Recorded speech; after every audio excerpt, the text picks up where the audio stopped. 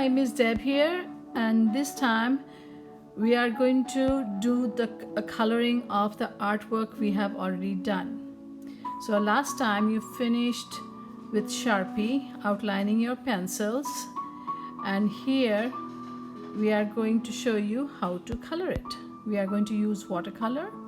You will need fine brushes, and you will need water, and also you will need a paper towel in case you make a mistake of some kind. It's a very helpful. So first dip your brush in the water and then start coloring.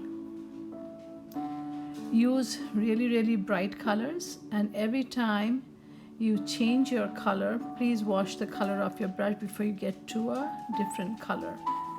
And it also helps if after you put your brush in the water to wipe your brush off with paper towel before you go to the other color.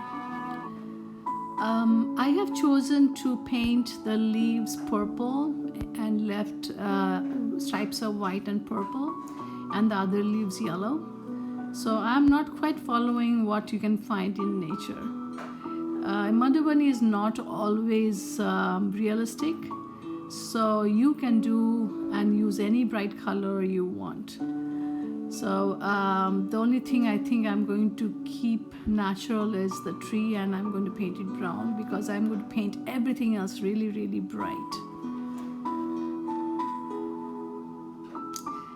See, I'm doing the tree brown, and it will stand out from the background because I have put double lines around it, and I have finished up the inside of the tree with lots of details of stripes.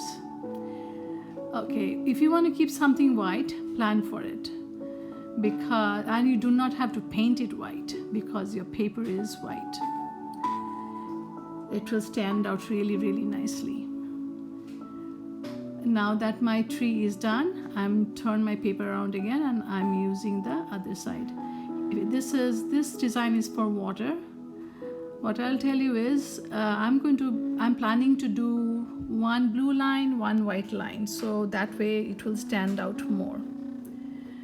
One thing you will notice that around the fish I do not have double line because the background is already so busy. It will add to the busyness, so I'm not going to do the double line around the fish, but everything else has double lines. Okay, I think I made a mistake here, so that's where the paper towel came in handy. I painted the wrong area. So what I did was I dipped the paper towel in water and squeezed out the extra water and made it damp, and then I dabbed the area that I made mistake in. So I chose a really bright orange for the background. As you can see, that helps to keep the tree as center of your focal point, and it's also big. I filled out almost the middle, everything in the middle part. And one thing you'll notice, I'm always turning my paper on whichever side I'm painting, so I will not mess up the other areas that are wet. Another tip I want to give you: do not try to paint an area right next to an area that you have just painted. What will happen is that those two wet paint areas, if they touch, they will mix and it will mess up your artwork.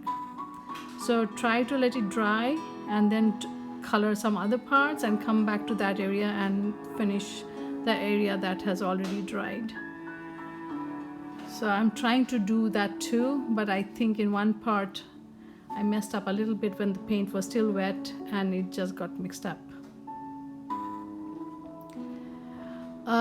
One thing I'll tell you, because my background of my painting is all orange, I want to choose a color for my border that is really contrasting.